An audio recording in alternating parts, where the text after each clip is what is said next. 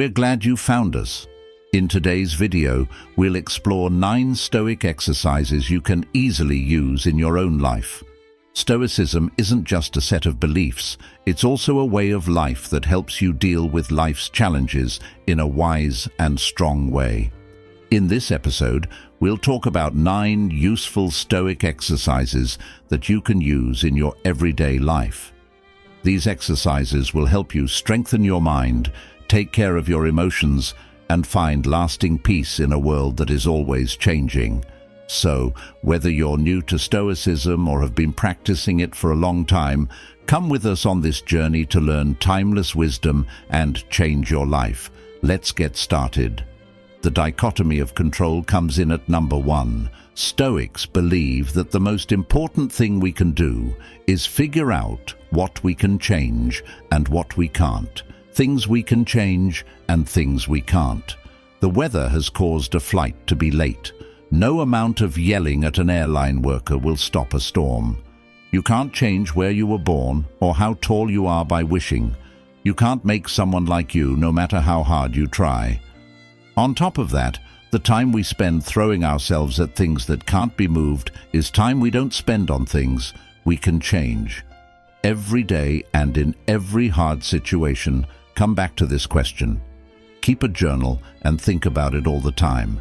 If you can figure out what parts of your day you can control and what parts you can't, you'll not only be happier, but you'll also have a big advantage over people who don't realize they're fighting a battle they can't win.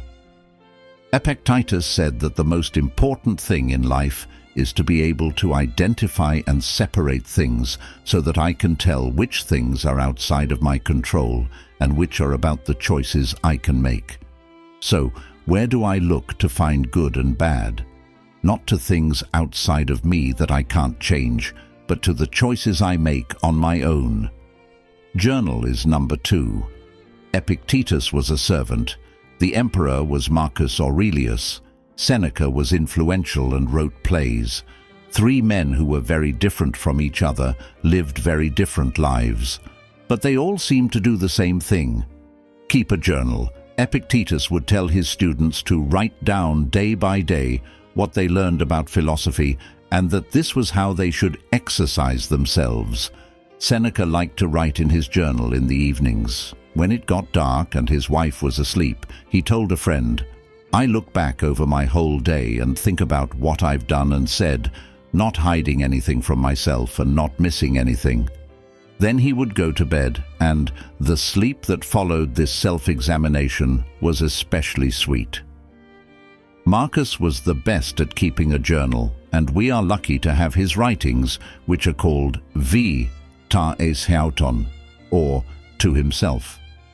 Stoicism says that keeping a journal is more than just keeping a diary. This way of living every day is the philosophy, getting ready for the day, thinking about the day that's over, reminding ourselves of the lessons we've learned from teachers, books, and our own lives. It's not enough to just hear these lessons once.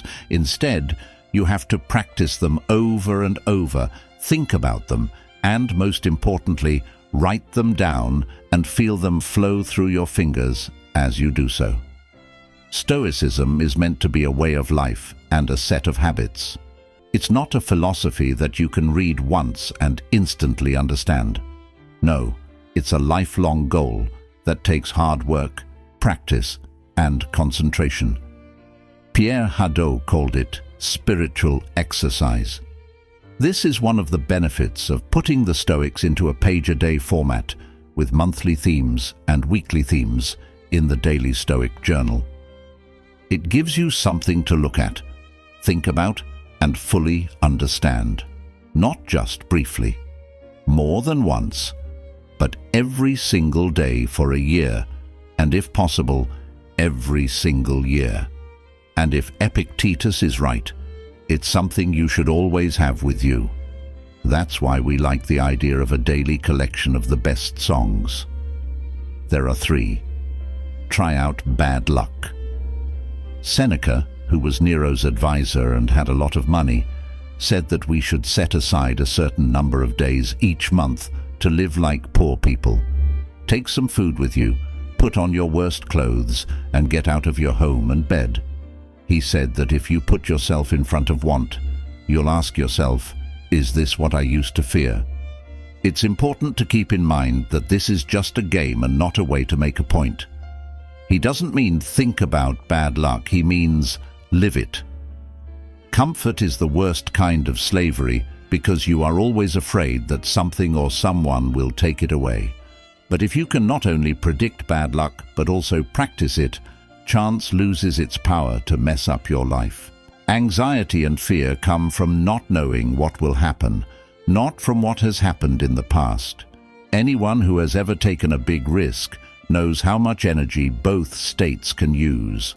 The way to fix this problem is to do something about it. Get to know the things that scare you and the worst-case scenarios that could happen. Practice what you're afraid of, either in your mind or in the real world. The bad thing is almost always fixable or temporary. 4. Change how people think.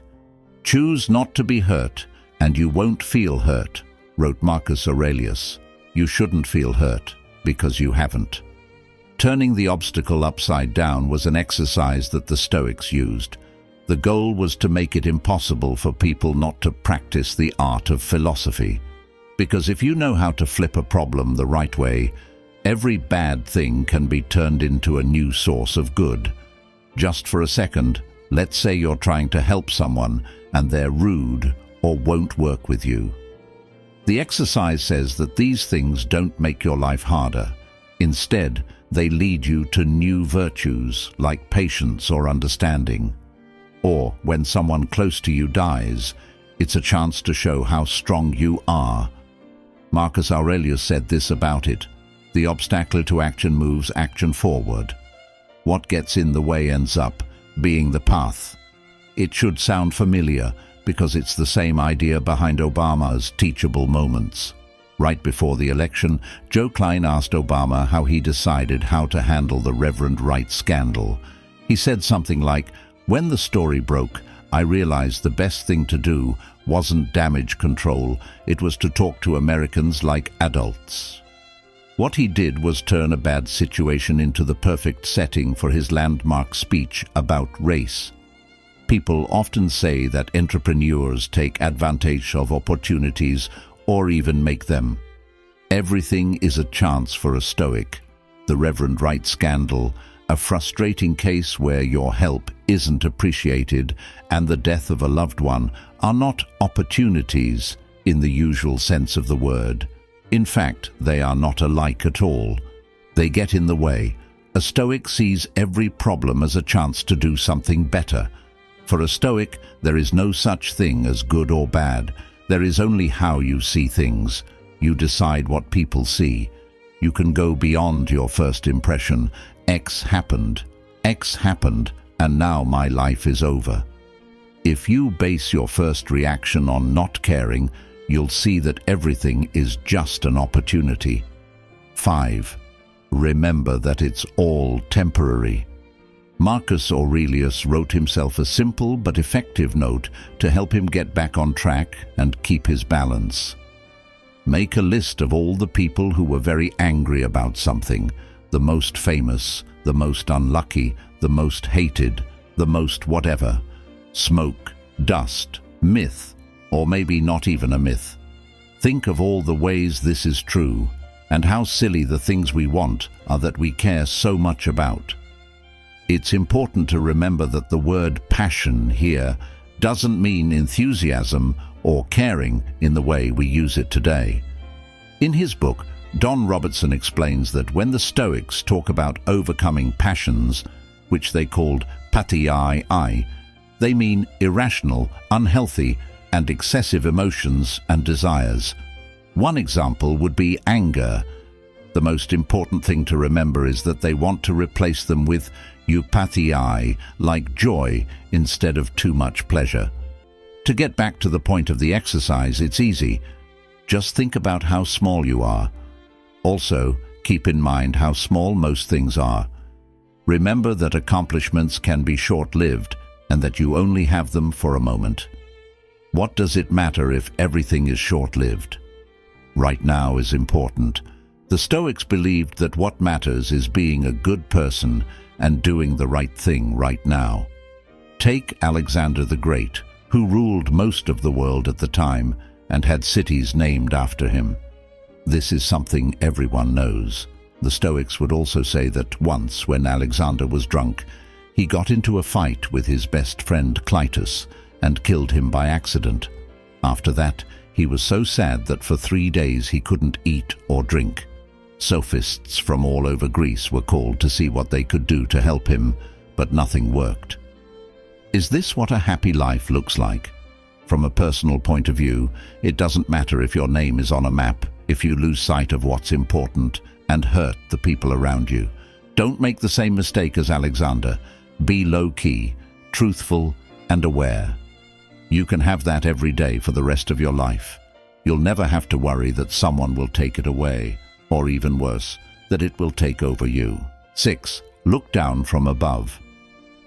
Marcus Aurelius said, "What a beautiful way to put it, Plato.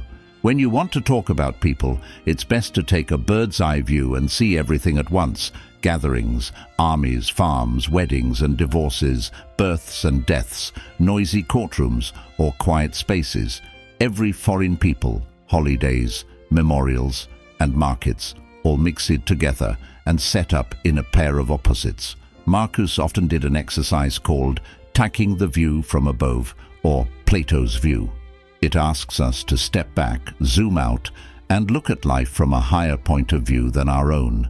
This exercise, in which we think about all the millions and millions of people, armies, farms, weddings and divorces, births and deaths, makes us realize how small we are, just like the last one.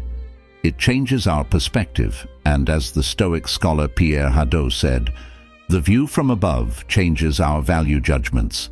Luxury, power, war, and the worries of everyday life become ridiculous. Part of this exercise is to see how small we are in the grand scheme of things. The second, more subtle point is to tap into what the Stoics call sympathia, which is a feeling that all of humanity is connected and depends on each other. Edgar Mitchell, one of the first people to really get a view from above, said, "In outer space you develop an instant global consciousness, a people orientation, an intense dissatisfaction with the state of the world, and a compulsion to do something about it." Take a step back from your own worries and remind yourself of your duty to others. Take the view of Plato. 7. Memento mori. Remember that you will die. Seneca wrote, "Let's get our minds ready as if we were about to die. Let's not put anything off. Let's check the books of our lives every day." The person who spends every day putting the finishing touches on their life never runs out of time. Seneca's quote above is an example of memento mori, which is the ancient practice of thinking about death. Socrates said that the right way to do philosophy is about nothing else but dying and being dead. Marcus Aurelius wrote in his Meditations, "You could leave life right now. Let that guide what you do, say, and think."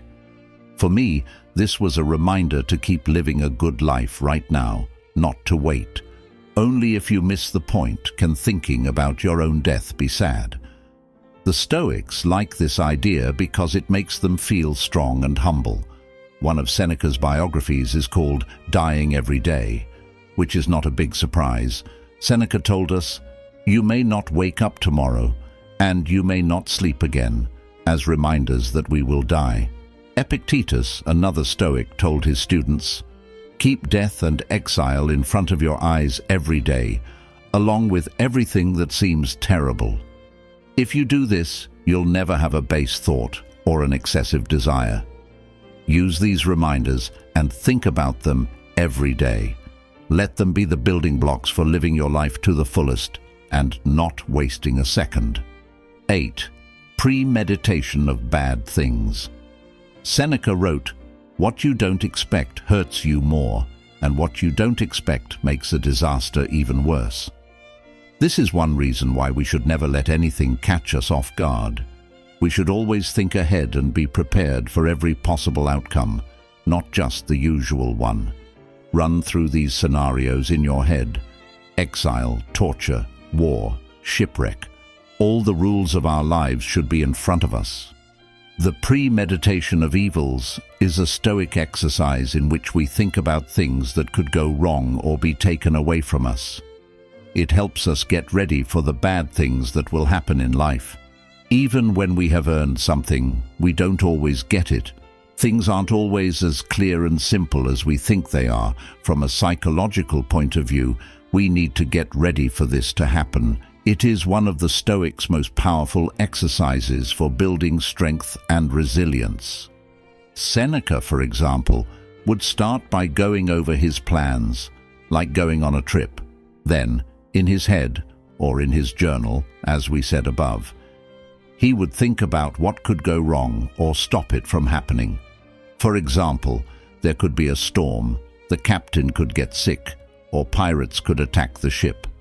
He wrote to a friend, "Nothing goes wrong for a wise man that he didn't expect." He doesn't always get what he wants, but he gets what he thinks he will get. He thought above all that something could get in the way of his plans. By doing this exercise, Seneca was always ready for something to go wrong and was able to plan for it. He was ready to lose or to win. 9. Amor fati Marcus Aurelius said to only love what happens, what was meant to happen. There's no better tune. The great German philosopher Friedrich Nietzsche said that a love of fate, or amor fati, was the key to being a great person. That person doesn't want anything to be different, ever, forward or backward. Not just take what is necessary, nor even try to hide it, but love it. The Stoics not only knew about this way of thinking, but they also liked it. 2,000 years ago, Emperor Marcus Aurelius wrote in his personal journal, Meditations, "A blazing fire makes flame and brightness out of everything that is thrown into it." Epictetus, a crippled slave who faced adversity after adversity, said the same thing. Do not seek for things to happen the way you want them to. Rather, wish that what happens happen the way it happens, then you will be happy. This is why amor fati is a Stoic exercise and way of thinking that helps you make the best of any situation. You treat every moment, no matter how hard, as something to embrace rather than avoid. To not only be okay with it, but also love it and be better for it. So that problems become fuel for your potential, like air is to a fire. Thank you for coming with us today on our Stoic journey. We hope that these 9 Stoic exercises make sense to you and that they help you in your life. If you liked this video and thought it was insightful, please consider subscribing to our channel for more in-depth looks at Stoicism. We also have something special for those of you who want to go even deeper into the world of Stoicism. Check out our free ebook on Stoicism, which is full of useful exercises, thought-provoking ideas, and a complete guide to living a Stoic life. Click the link in the description below to get your hands on this very useful tool. Remember that taking one step is the first step toward becoming wiser and stronger. Adopt Stoicism and let its timeless lessons lead you to a more peaceful and fulfilling life. We appreciate you watching, and we hope to share more wisdom with you in the future. Stay calm until next time.